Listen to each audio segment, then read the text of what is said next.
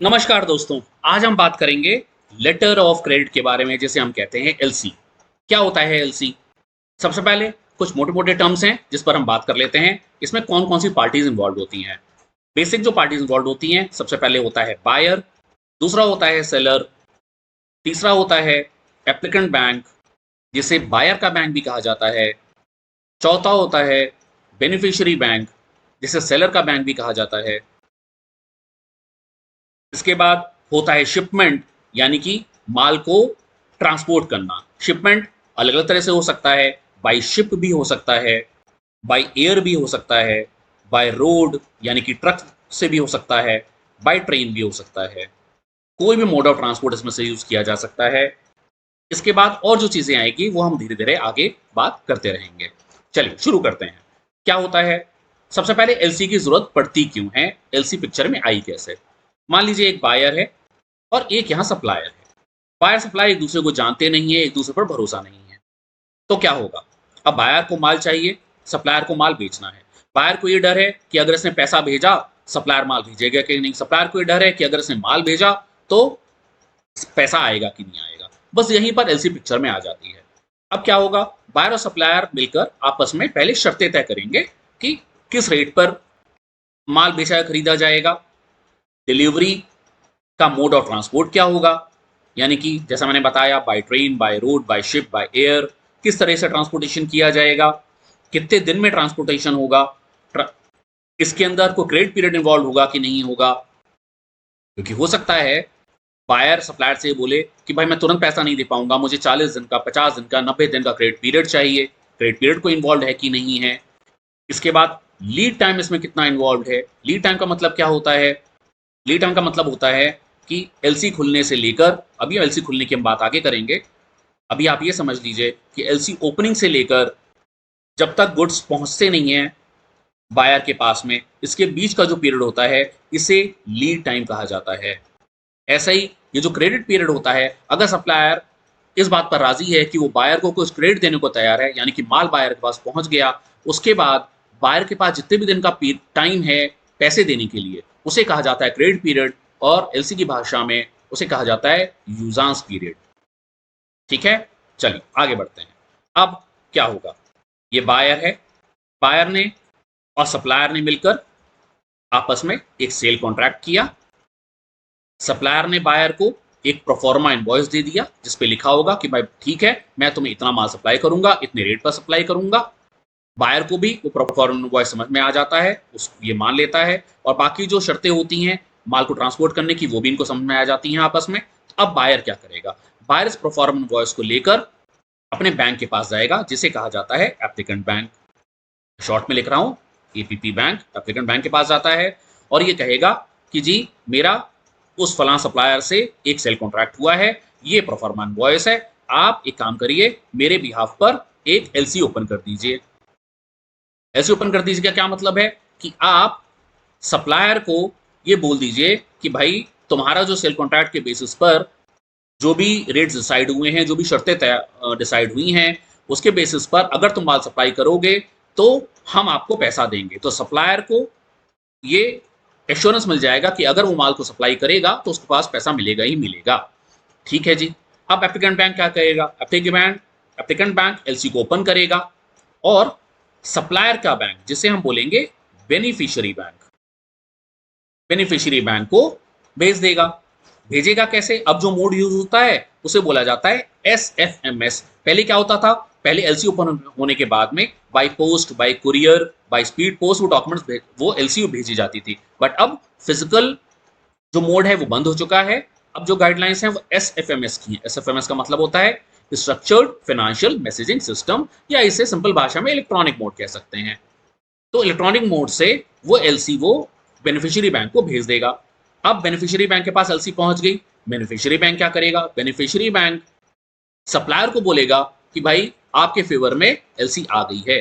तो ये beneficiary bank उस समय बन जाता है एडवाइजिंग बैंक, यानी कि वो सप्लायर को एडवाइस कर रहा है कि उसके फेवर में एलसी आई है। सप्लायर कहता है ठीक है जी, एलसी आ गई है जी, तो अब मैं माल रेडी करता हूं।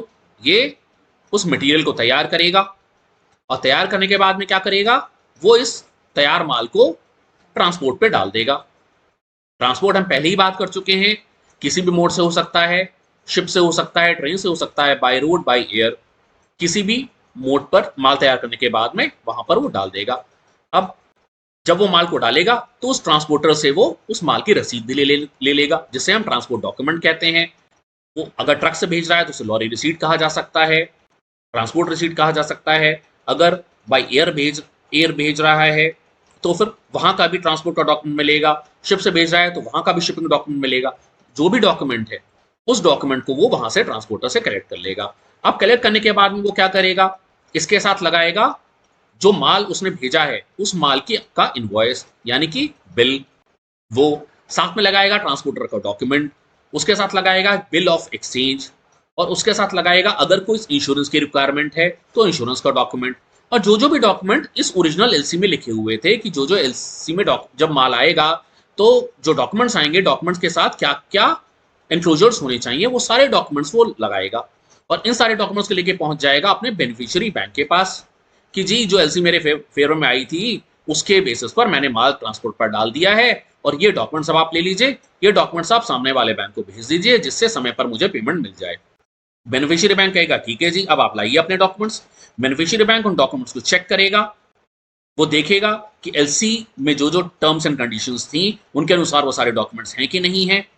अगर डॉक्यूमेंट्स इन ऑर्डर हैं तो फिर वो बेनिफिशियरी बैंक एप्लीकेंट बैंक को डॉक्यूमेंट्स भेज देगा, और अगर उनमें कोई उसको कमी नजर आती है तो वो सप्लायर को बोलेगा नहीं जी इसमें ये चीज छूट गई है या ये कमी है, इस कमी को दोबारा आप ठीक करके लाएं। जब सही डॉक्यूमेंट्स बेनिफिशियरी बैंक के पास पहुंच जाएंगे तो बेनिफिशियरी बैंक उन डॉक्यूमेंट्स को एप्लीकेंट बैंक को वापस भेजेगा कि जी आपने जो एलसी हमारे क्लाइंट के फेवर में खोली थी, अब वो उसका शिपमेंट हो चुका है और ये आप डॉक्यूमेंट्स ले लीजिए, और आप हमें ये एक्सेप्टेंस दीजिए कि आप ड्यू डेट पर पेमेंट करेंगे या फिर इसका तुरंत पेमेंट कर दीजिए। एप्लीकेंट बैंक क्या करेगा, एप्लीकेंट बैंक भी अपने एंड से वो सारे डॉक्यूमेंट्स को चेक करेगा कि एलसी के टर्म्स के हिसाब से है कि नहीं है। अगर उसको कोई गलती नजर आती है डॉक्यूमेंट्स में तो उसे 5 दिन के अंदर अंदर, अदर देन हॉलीडेज, छुट्टियां छोड़कर 5 दिन के अंदर अंदर बेनिफिशियरी बैंक को बताना पड़ता है कि भाई आपके जो डॉक्यूमेंट्स है ना जी उनमें गड़बड़ है, यानी कि वो डॉक्यूमेंट्स डिस्क्रिपेंट हैं, तो इसलिए हम वो डॉक्यूमेंट्स एक्सेप्ट नहीं कर सकते और आप डॉक्यूमेंट्स वापस ले लीजिए। अगर 5 दिन के अंदर अंदर वो डिस्क्रिपेंसी या उस गलती को बेनिफिशियरी बैंक को नहीं बताता तो फिर ये माना जाएगा कि एप्लीकेंट बैंक ने डॉक्यूमेंट्स को एक्सेप्ट कर लिया है। इसके बाद अब एप्लीकेंट बैंक क्या करेगा, एप्लीकेंट बैंक अगर डॉक्यूमेंट डिस्क्रिप्ट नहीं है तो जैसे ही एप्लीकेंट बैंक के पास डॉक्यूमेंट्स पहुंचेंगे तो ये बायर को कहेगा कि भाई तुमने जो एलसी खुलवाई थी अब उसके डॉक्यूमेंट्स आ चुके हैं तो आप आकर अपनी एक्सेप्टेंस दीजिए।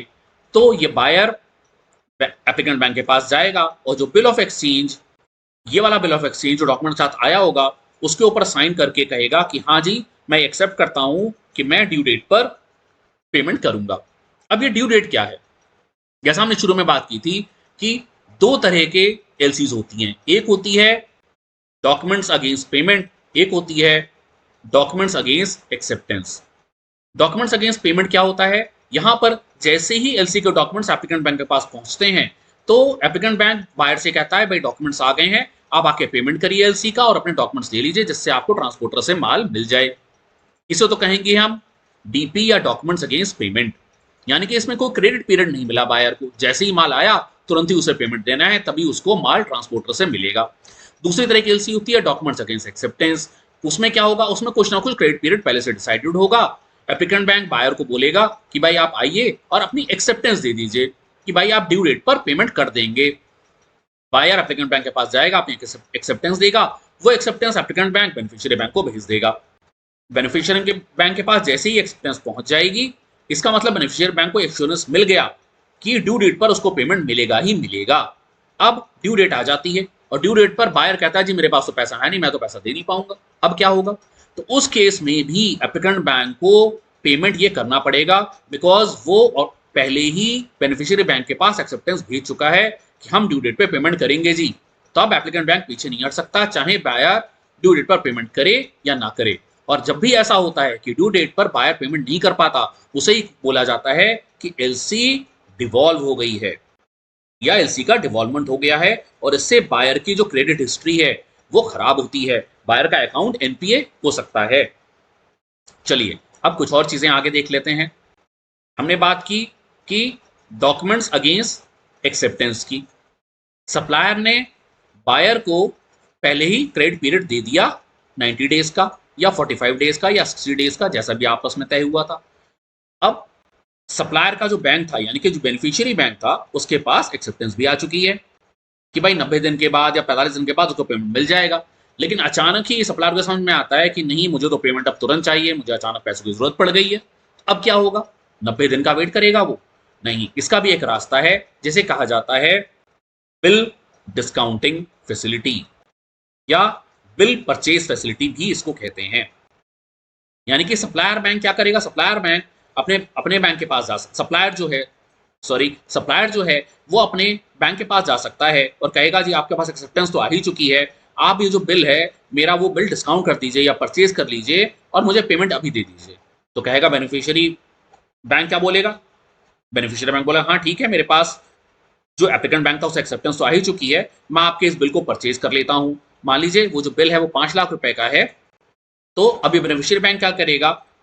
इसमें डिस्काउंटिंग के अपने चार्जेस और इंटरेस्ट डिडक्ट कर लेगा, जो भी एप्लीकेबल चार्जेस या इंटरेस्ट होंगे उसको डिडक्ट करेगा और डिडक्ट करने के बाद में बैलेंस अमाउंट 5 लाख में से मान लीजिए कि 5,000 रुपए के चार्जेस और इंटरेस्ट लग जाता है, तो बाकी 4,95,000 वो सप्लायर को तुरंत दे देगा। यानी कि सप्लायर को इन 90 दिन का वेट नहीं करना पड़ा, यूजांस पीरियड का वेट नहीं करना पड़ा, उसे फंड तुरंत मिल जाते हैं। अब बेनिफिशियरी बैंक क्या करेगा? बेनिफिशियरी बैंक के पास तो ड्यू डेट पर पेमेंट आने ही वाला है। ड्यू डेट पर जैसे ही पेमेंट आ जाएगा, बेनिफिशियरी बैंक उस जो उसने बिल परचेज की एंट्री खड़ी की थी या बिल डिस्काउंटिंग एंट्री खड़ी की थी उसको वो स्क्वायर ऑफ कर लेगा या खत्म कर लेगा। तो बेनिफिशियरी बैंक को क्या फायदा हुआ? बेनिफिशियरी बैंक को फायदा हुआ बिल डिस्काउंटिंग के चार्जेस का, बिल डिस्काउंटिंग के इंटरेस्ट का, साथ ही जब इसने एडवाइस किया था उस एलसी को तो एडवाइजिंग के चार्जेस भी उसको मिलते हैं। जो एप्लीकेंट बैंक था उसको क्या फायदा हुआ? एप्लीकेंट बैंक को यह फायदा हुआ कि एलसी ओपनिंग के चार्जेस उसको मिलते हैं।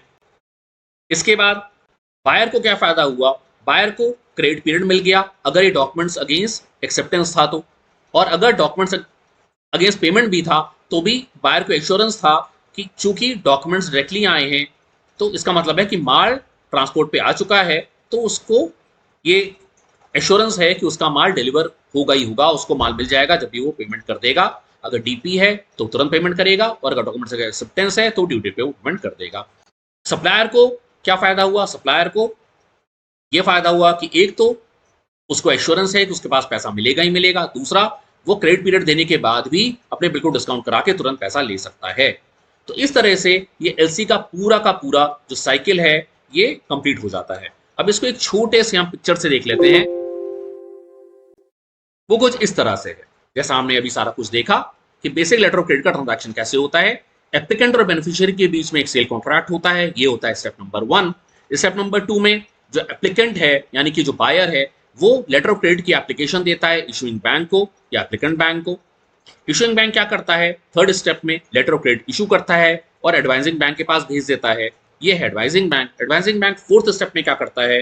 बेनिफिशियरी को उस एलसी की एडवाइस भेजता है, यानी कि वो ये कहता है कि हाँ भाई आपके फेवर में एलसी आ चुकी है। अब बेनिफिशियरी क्या करेगा? बेनिफिशियरी एक तरफ तो माल को शिपमेंट के लिए डाल देगा यानी ट्रांसपोर्ट पे डाल देगा, दूसरी तरफ जो सारे डॉक्यूमेंट्स होंगे उस एलसी में जो लिखे होंगे वो सारे डॉक्यूमेंट्स का एक बंच बनाकर एडवाइजिंग बैंक को दे देगा। ये है स्टेप नंबर 6। स्टेप नंबर 5 था शिपमेंट का। अब एडवाइजिंग बैंक क्या करेगा? एडवाइजिंग बैंक उन डॉक्यूमेंट्स को चेक करेगा और अगर वो इन ऑर्डर हैं, एलसी के टर्म्स के हिसाब से हैं, तो उन डॉक्यूमेंट्स को प्रेजेंट करेगा इशूइंग बैंक के सामने, यानी कि इशूइंग बैंक को भेज देगा 7th स्टेप में। इसके बाद इशूइंग बैंक क्या करेगा? इशूइंग बैंक एप्लीकेंट से बोलेगा या बायर से बोलेगा कि भाई आपके जो एलसी के अंदर जो डॉक्यूमेंट्स थे वो आ चुके हैं, आप आके एक्सेप्टेंस दीजिए या फिर पेमेंट कीजिए और डॉक्यूमेंट्स रिलीज करवा लीजिए।